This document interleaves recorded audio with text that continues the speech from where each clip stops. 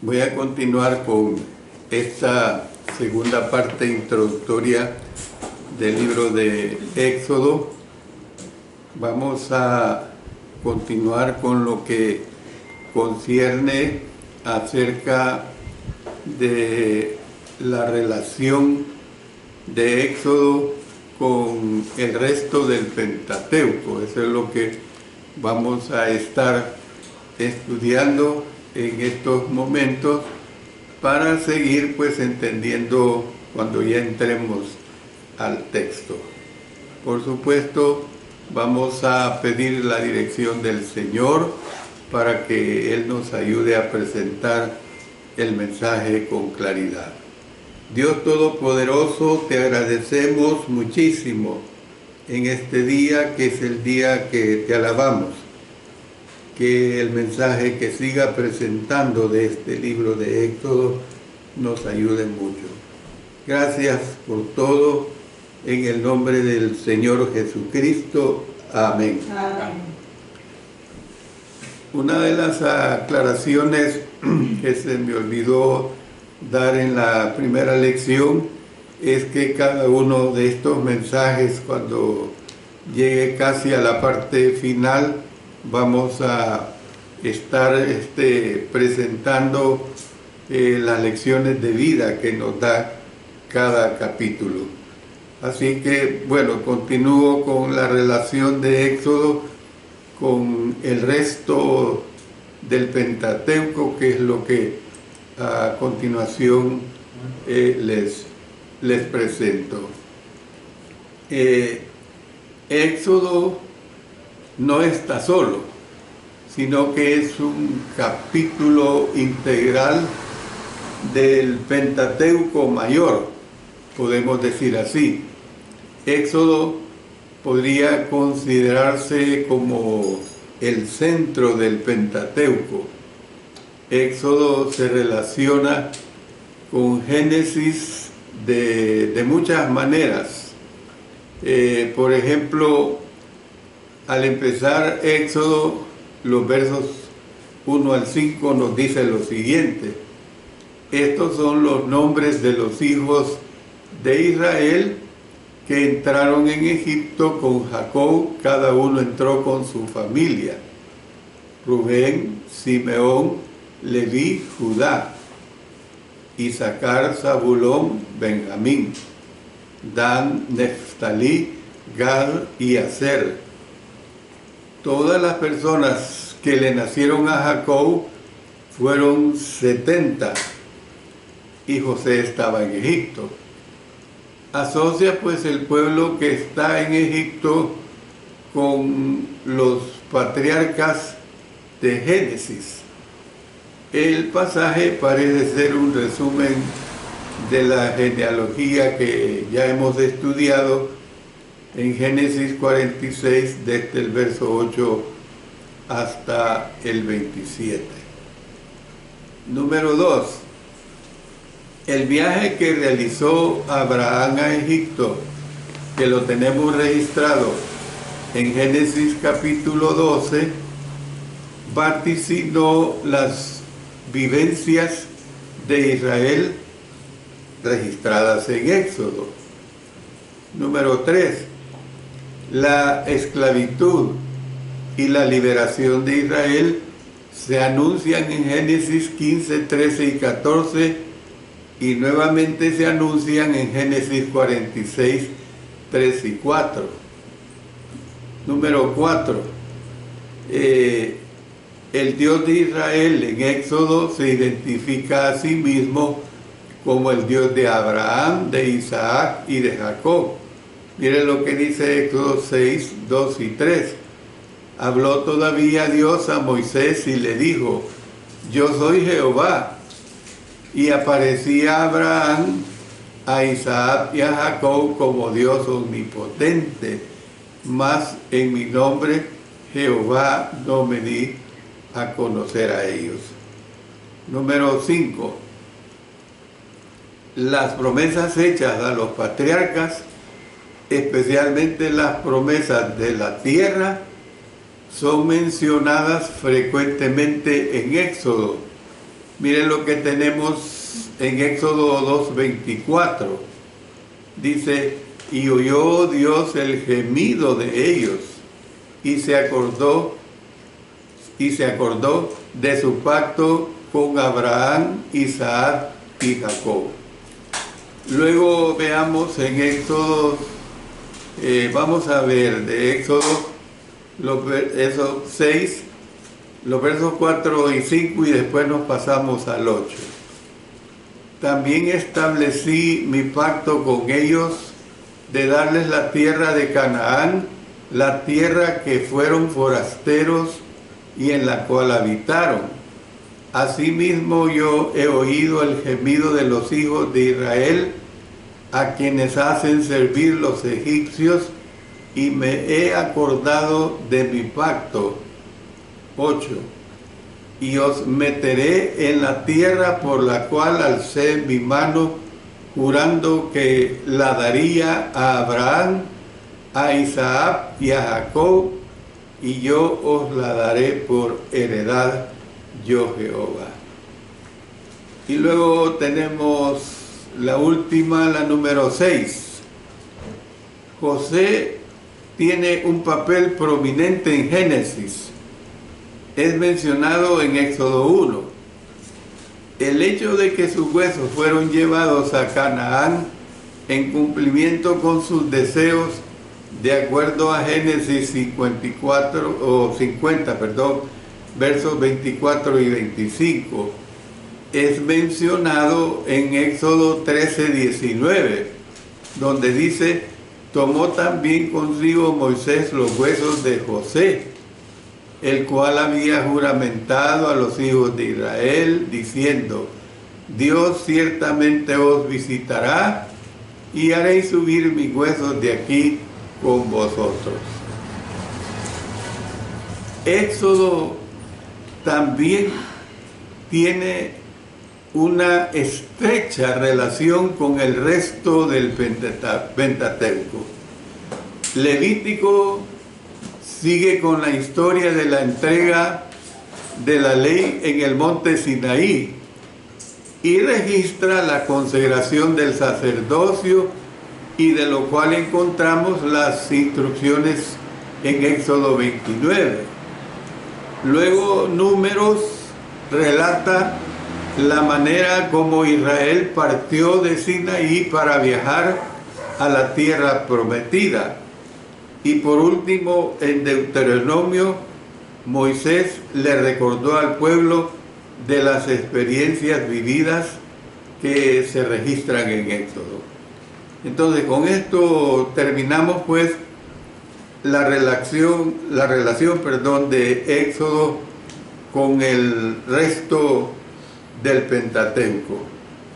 Pero ahora vamos a pasar a otro aspecto muy importante, y el aspecto que vamos a ver ahora es acerca del propósito.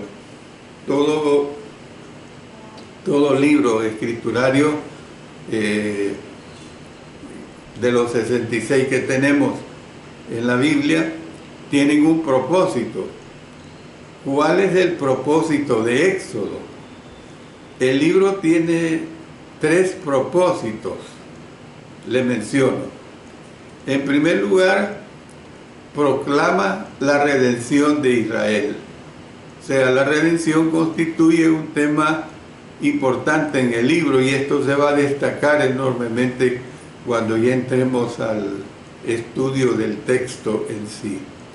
Dice en Éxodo 6, 6 y 7, por tanto dirás a los hijos de Israel, yo soy Jehová, y yo os sacaré de debajo de las tareas pesadas de Egipto, y os libraré de su servidumbre, y os redimiré con brazo extendido y con juicios grandes.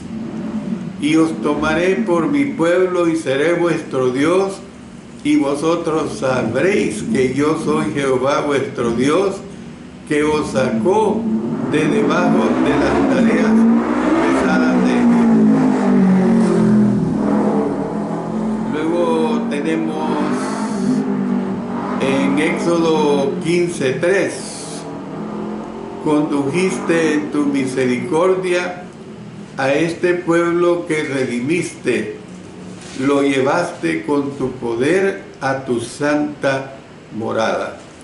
Entonces esto se ve como parte de la historia en curso del plan de Dios para salvar a la humanidad.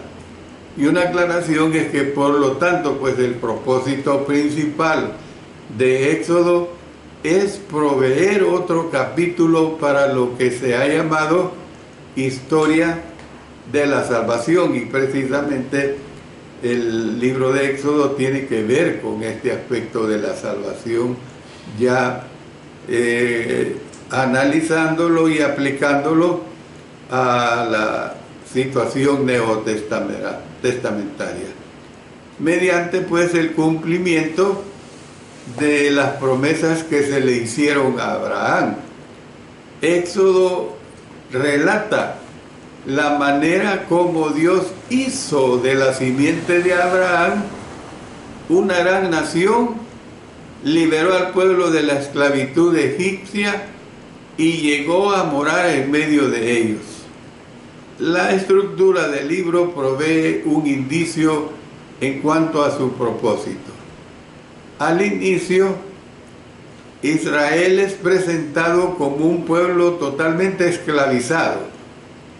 Al final del libro, Israel es descrito como un pueblo liberado por Dios y preparado para que Él habite en el tabernáculo ya finalizado. Y la última sección del libro dice: entonces una nube cubrió el tabernáculo de reunión y la gloria de Jehová llenó el tabernáculo. Éxodo 40-34. Entonces vemos que en esta primera parte que he dicho, Éxodo finaliza destacando que Dios moraría con ellos en Israel. Bueno, en segundo lugar, registra el pacto. Registra el pacto que sirvió como el fundamento para toda relación que Dios entablaría con Israel de allí en adelante. Es decir, que el resto del Antiguo Testamento ha de entenderse en términos de este pacto. Eso no lo tenemos que desatender cuando lleguemos al capítulo 19. Y vamos a leer de este capítulo 19 los versos 3 al 6. Dice: y Moisés subió a Dios, y Jehová lo llamó desde el monte diciendo: así dirás a la casa de Jacob y anunciarás a los hijos de Israel: vosotros visteis lo que hice a los egipcios, y cómo os tomé sobre alas de águila y os he traído a mí. Ahora pues, si diereis oído a mi voz y guardareis mi pacto, vosotros seréis mi especial tesoro sobre todos los pueblos, porque mía es toda la tierra, y vosotros me seréis un reino de sacerdotes y gente santa. Estas son las palabras que dirás a los hijos de Israel. Éxodo 9, 3 al 6. El pueblo respondió: todo lo que Jehová ha dicho haremos. Ahí lo dice en el verso 8 del capítulo 19. Este es el pacto. Dios dijo que Israel sería su pueblo si estos hacían su voluntad. Fíjese bien, le repito esto. Este es el pacto. Dios dijo que Israel sería su pueblo si estos hacían su voluntad.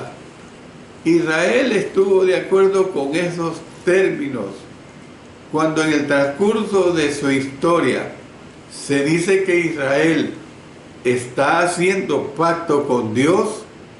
La idea no es que Israel estaba haciendo un pacto nuevo ni otro pacto, sino que Israel estaba reafirmando su compromiso con el pacto hecho en Sinaí. Entonces, ¿qué es lo que nosotros podemos ver acá? Que el pacto que encontramos en Éxodo 19 es tan importante que el resto del Antiguo Testamento ha de entenderse en base a este acuerdo. La historia antiguo testamentaria demuestra que siempre y cuando Israel mantuviera el pacto obedeciendo a Dios, éste bendecía fielmente a Israel. Cuando Israel desobedecía, lo cual sucedió frecuentemente, y esto se ve claramente en los restantes libros antiguo testamentario, al menos en estos 10 primeros libros. Entonces, Dios castigaba a Israel. La relación de pacto que Dios tenía con Israel proveyó las bases sobre las cuales los profetas exhortarían y condenarían a Israel.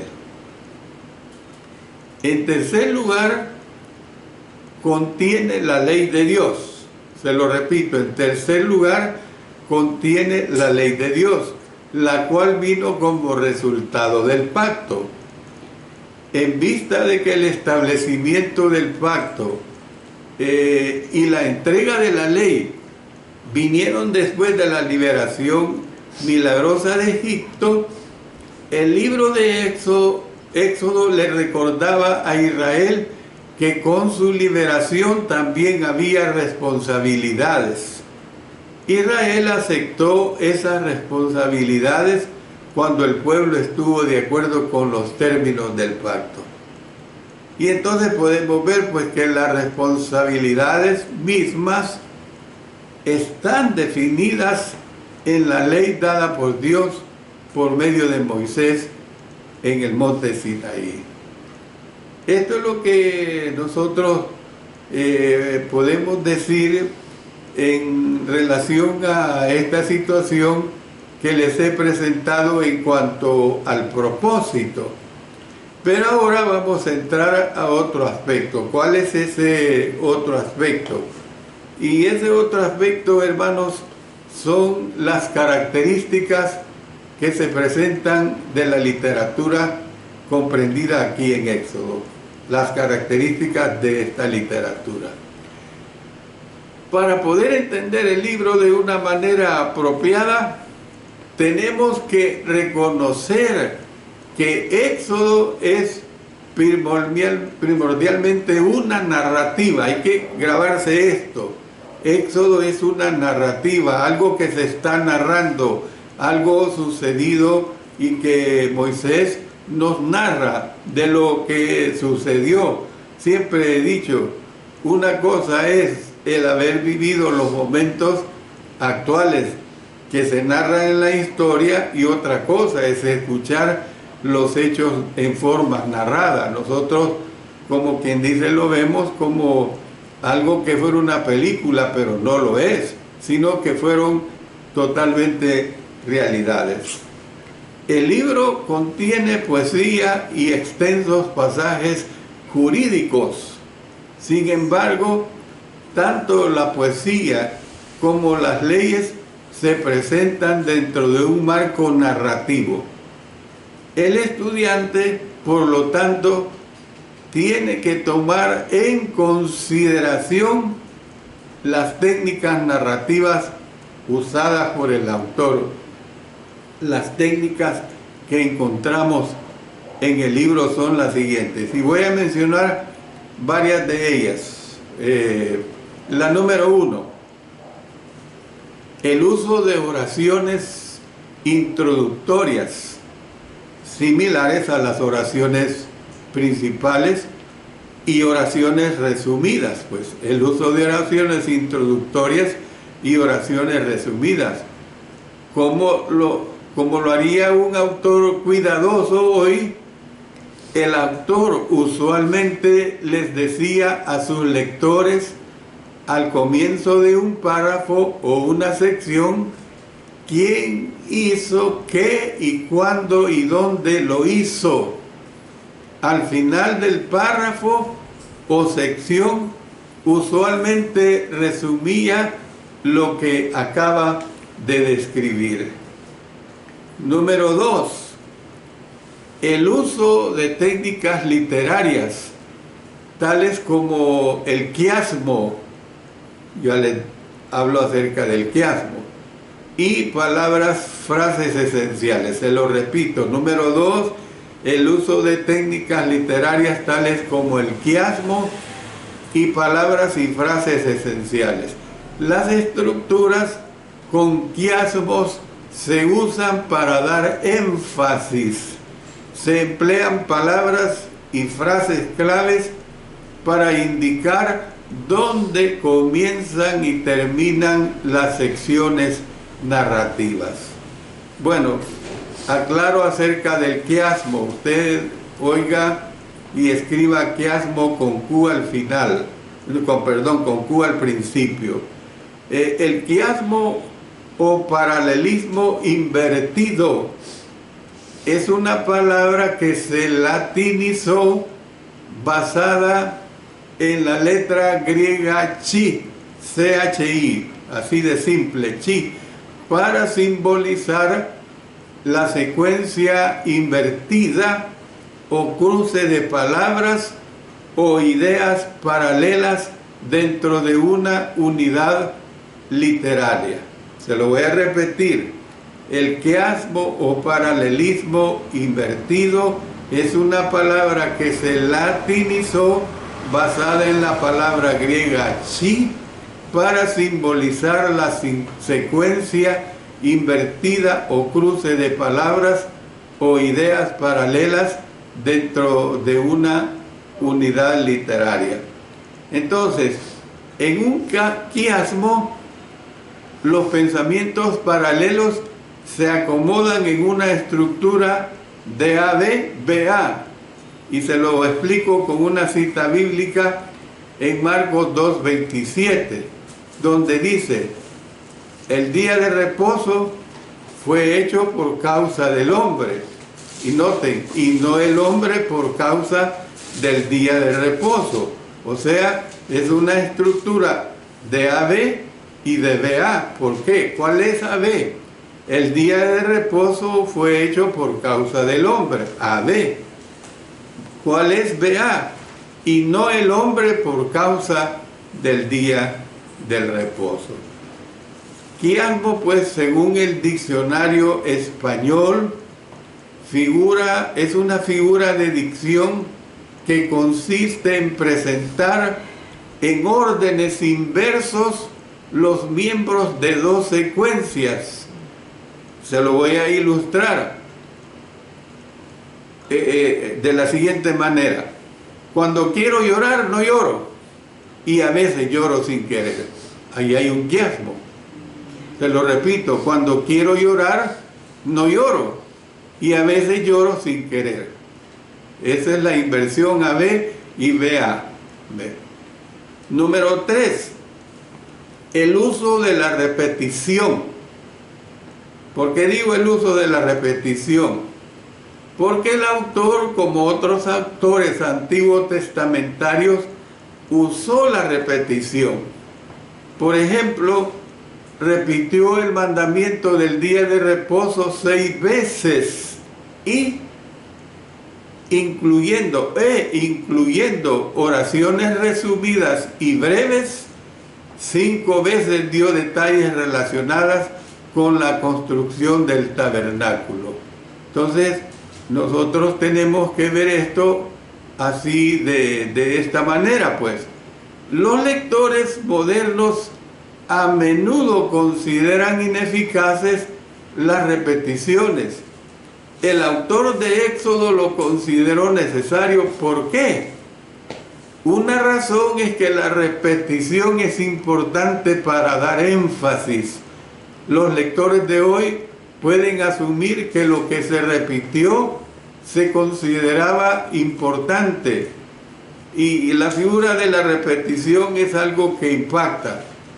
Usted puede repetir una mentira y una mentira y una mentira y una mentira y una mentira cuantas veces quiera, y al fin aquella mentira, de tanto que la repite, se convierte en una verdad.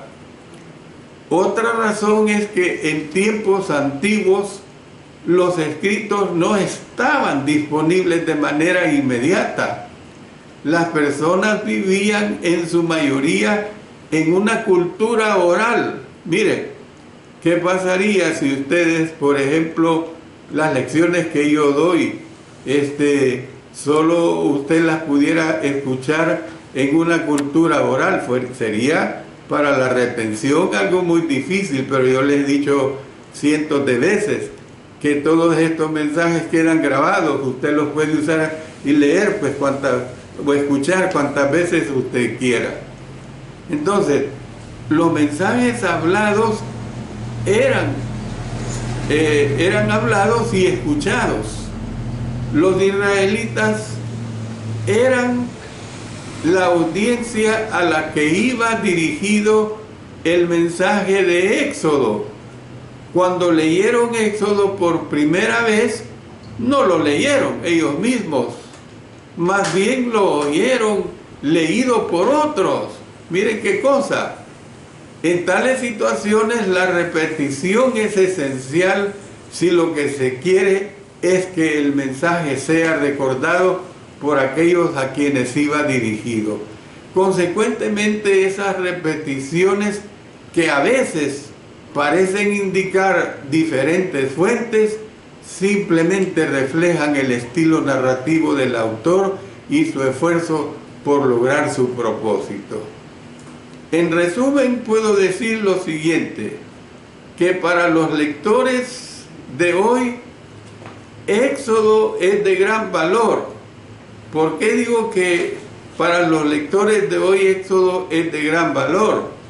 Bueno, sin el mismo no podríamos entender gran parte de lo que se encuentra en el Nuevo Testamento. El Señor Jesucristo fue un profeta como Moisés.